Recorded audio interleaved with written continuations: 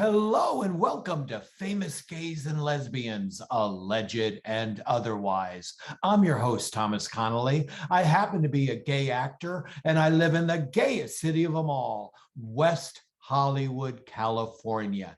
Now, today's episode takes a look at the wild, freewheeling, uninhibited atmosphere in Berlin, Germany, before the Nazis moved in and took over everything. That's right. Now, before Hitler came to power in 1933, Berlin, Germany's capital, was a liberal hotbed of sexual and hedonistic activity.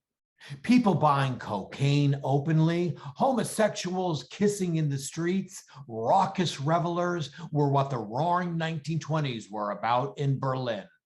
This meant that there were over 100 same-sex bars, nightclubs, and cabarets that catered to the gay, lesbian, trans crowd.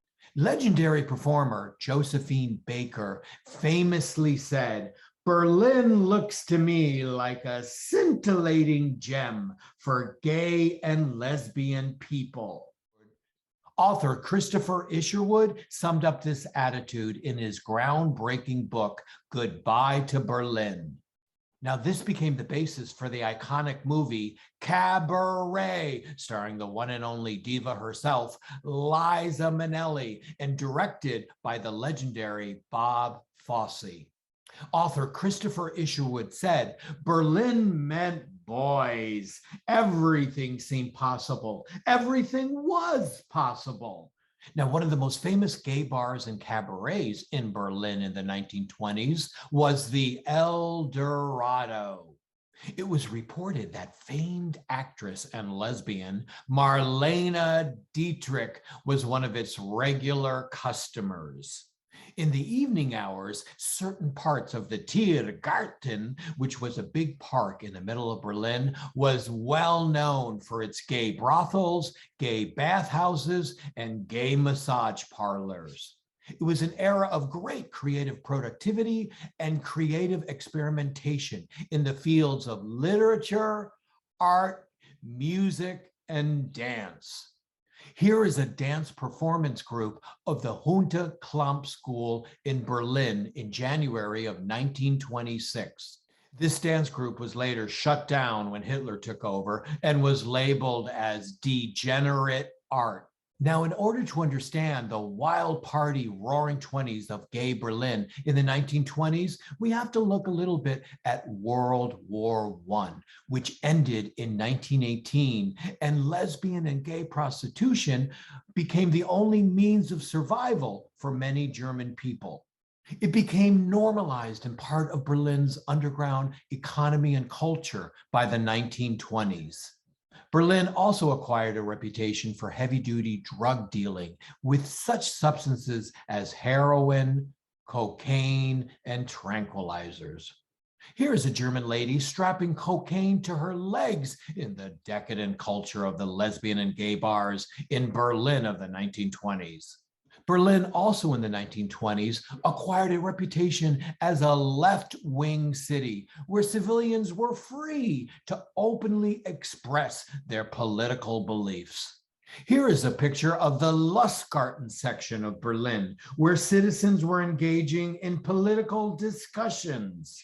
In a few years, this would all radically change. The film industry was notoriously liberal and promoted homosexuality in films like William Dietrich's Sex in Chains from 1928 and Pabst's Pandora's Box starring Louise Brooks from 1929. These films had graphic gay and lesbian scenes and were not censored at all in the German cinema of the 1920s. It was estimated that Berlin in the 1920s was home to over 85,000 lesbians and 120,000 gay men. Famed German physician Magnus Hirschfeld established his revolutionary Institute for Sexology, where he openly lobbied for the decriminalization of homosexuality, and he helped transgender men to apply to live legally under their new gender. There were also around 30 separate gay and lesbian magazines that were circulating in Berlin. Here is an example of a lesbian magazine, Die Freundin, from May of 1928. Here's a picture of some men illegally drinking booze on the streets of Berlin in May 1929. Afternoon teas and large costume balls were regularly held at institutes for flamboyant cross-dressers and prominent open homosexual men. This picture was taken at Platz der Republik in central Berlin in 1927.